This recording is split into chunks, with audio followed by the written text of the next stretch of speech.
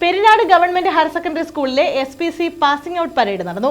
Passing out പരേഡിന്റെ ഉദ്ഘാടനവും അഭിവാദ്യം സ്വീകരിക്കലും കൊല്ലം ജില്ലാ പഞ്ചായത്ത് അംഗം B ജയന്തി നിർവഹിച്ചു.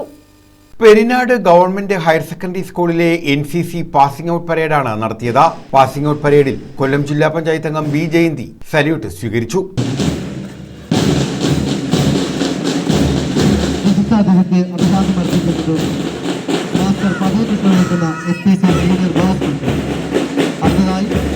कुमारी राखी और Nayana SPC senior girls school